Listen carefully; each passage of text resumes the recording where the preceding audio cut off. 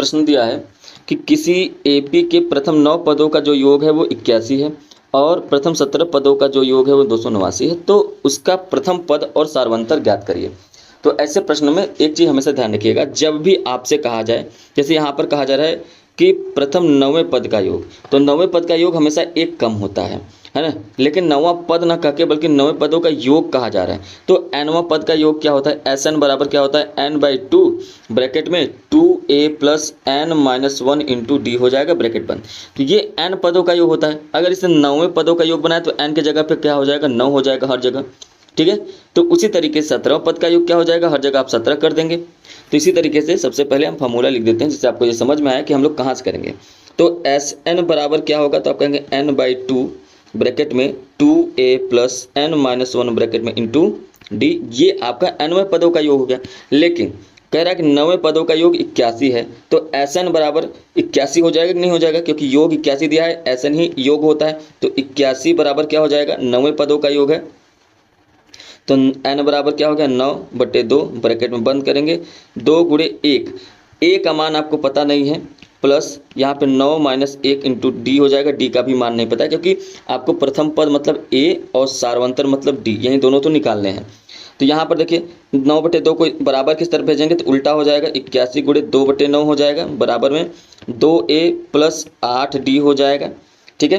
तो 9 से इसको काट देंगे, 9 9 81 हो जाएगा, तो 18 बराबर आ गया 2a प्लस 8d।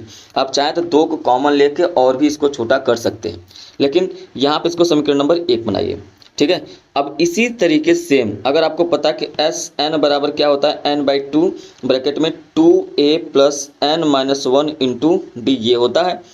तो अब हम 17वें पदों के योग की बात करेंगे। 17वें पदों के योग का मतलब कुल योग कितना दे रखा है, 289, तो 289 बराबर 17 पद है, मतलब n बराबर 17 है, ब्रैकेट में 2a का मान पता नहीं है, 17 माइनस 1 इंटू डी हो जाएगा ब्रैकेट बंद। अब 17/2 को बराबर के इस तरफ भेजेंगे तो 2/17 हो जाएगा गुणे में। तो आगे देखेंगे तो अब लिखेंगे 289 गुणे 2/17 बराबर में 2a प्लस 16d हो जाएगा। 17 से इसको 17 बार काट देंगे, 17 दूना 34 बराबर हो जाएगा 2a प्लस 16d। ये आपका समीकरण नंबर 2 हो गया। तो अब यहाँ पे आपको समीकरण नंबर 1 और समीकरण नंबर 2 दो चीज़ें मिल चुकी हैं। तो इन दोनों को आप क्या कर लीजिए, जोड़ लीजिए या तो घटा लीजिए, ठीक है। तो क्या करेंगे, समीकरण पहले घटा लेंगे क्योंकि 2a 2a कट जाएंगे। तो यहाँ पर आप लिखिए कि समीकरण 1 तथा 2 को घटाने पर, 2 को घटाने पर, तो जब आप 2 को घटाएंगे तो क्या हो जाएगा, तो यहाँ पर लिखेंगे समीकरण 1 क्या है, तो कहेंगे समीकरण 1 है 18 बराबर 2a प्लस 8d, और ये समीकरण नंबर 2 क्या है 34 बराबर 2a प्लस 16d, ठीक है। देखिए अब यहाँ पर घटा रहे हैं, इसका मतलब जहाँ जहाँ पे प्लस है वहाँ वहाँ पे माइनस हो जाएगा।